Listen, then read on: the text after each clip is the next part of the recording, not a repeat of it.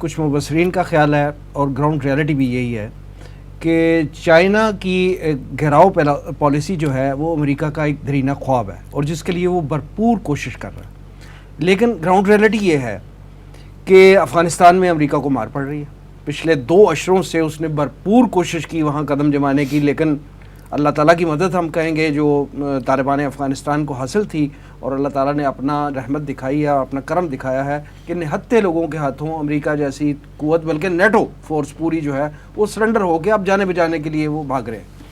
لیکن امریکہ اس ساری شرمندگی اور اس کے باوجود اب وہ اس خطے میں کسی نہ کسی طرح جنگ چاہتا ہے کہ ہو جائے، تاکہ یہاں پہ اس کے ایگزسٹنس کے لیے، اس کی بالادستی قائم رکھنے کے لیے کوئی نہ کوئی جو ہے وہ ایک اڈا اس کو مل جائے. اس کے لیے وہ بھارت کو پوری طرح بیک کر رہا ہے، اس کو بوسٹ کر رہا ہے.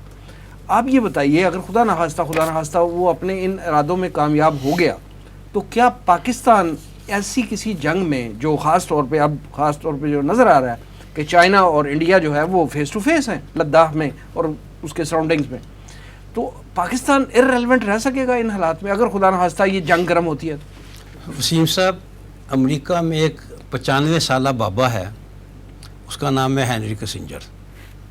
جو بات اس نے امریکہ کے بارے میں کہی ہے نا، اور کوئی مورخ، کوئی سیاستدان، کوئی ہسٹورین کوئی نہیں کہہ سکا.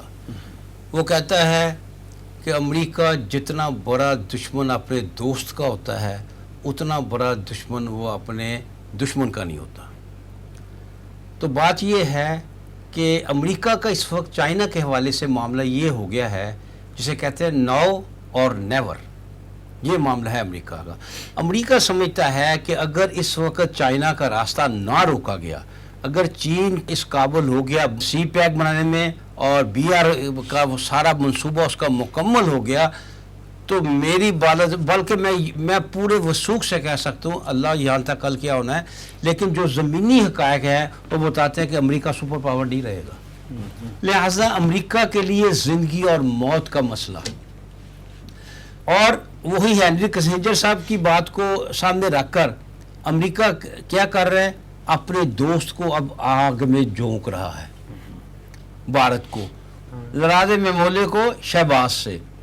تو وہ چائنا ہر لحاظ سے بڑی طاقت ہے انڈیا سے، اور اس کا ازلی اور ابدی دشمن پاکستان بھی بیٹھا ہوا ہے، وہ فارغ تو نہیں رہے گا.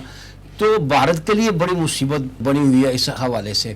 اگر یہ جنگ چھڑ گئی، اگر امریکہ کے مجبور کرنے پر بھارت مجبور ہو گیا اور اس کو جنگ میں دھکا دے دیا گیا، تو پاکستان یقیناً لا تعلق نہیں رہ سکے گا.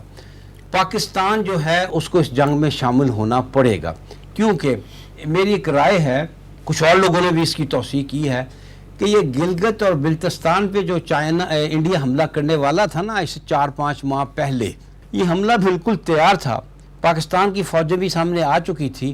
تو چائنا نے پاکستان کو روک دیا کہ تم مت جنگ کرو، اگر تم اس کے حملے کا جواب دو گے تو آل آؤٹ وار ہو جائے گی پاکستان انڈیا کی. اس کو جواب میں دیتا ہوں. چائنا نے یہ جنگ چھیڑی ہے نا لداخ میں، یہ اصل میں اس جنگ کو روکنے کے لیے تھی، اور چائنا نے اپنا وہ وعدہ پورا کیا ہے جو اس نے امریکہ کے سامنے کیا تھا کہ امریکیوں سن لو، میرا اسرائیل پاکستان ہے.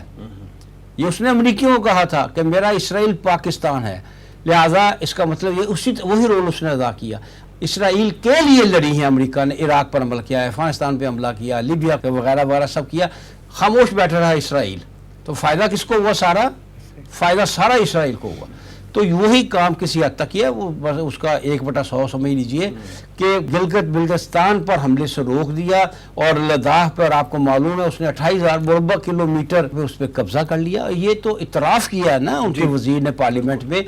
تو یہ جنگ اگر ہوتی ہے، اگرچہ انڈیا اس سے بچنے کی بھرپور کوشش کر رہا ہے اور امریکہ اس کو دھکا دینے کی بھرپور کوشش کر رہا ہے، یہ کشمکش ابھی جاری ہے، لیکن میں سمجھتا ہوں بھارت زیادہ دیر ریزسٹ نہیں کر سکے گا، کیونکہ بھارت کے بہت سے مفادات جو ہیں وہ امریکہ کے ساتھ وابستہ ہے. بھارت امریکہ کی گود میں، اگر میں یہ کہوں تو کہیں مبالغہ نہ ہو جائے، کہ بھارت امریکہ کی گود میں اس سے زیادہ جا چکا ہے جتنا ہم کبھی امریکہ کی گود میں تھے.